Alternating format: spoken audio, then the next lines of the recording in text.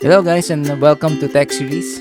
Today we're going to tackle a topic on how to change the default browser in your computer. So whenever you open a URL,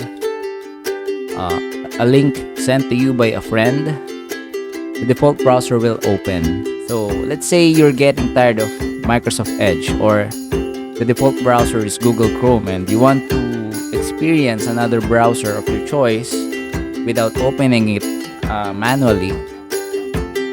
You can set it in your computer. Okay, so it's very simple.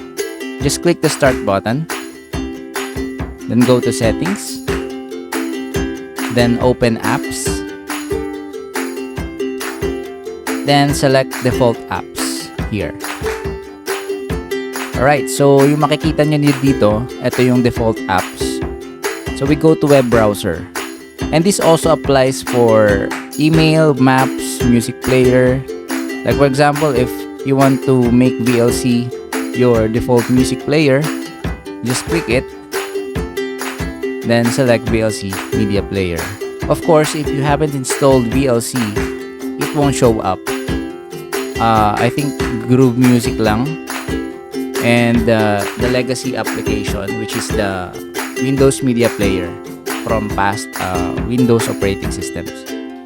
Alright, so going back to the topic, we open web browser, then select the browser of your choice. So again, if you haven't installed Google Chrome, it won't show up on the menu or on the options. So mag-download muna kayo, mag-install muna kayo, then you can manually select. Although pag nag-install kayo ng browser, it will ask you to set it as your default browser. So pwede nyong gawin yun. But kung ang nangyari is na-skip nyo siya, or sa first time na pag-setup nyo, dineclare nyo siya, so default pa rin is Microsoft Edge. You can follow these instructions para mapalitan. So yun lang, simple lang.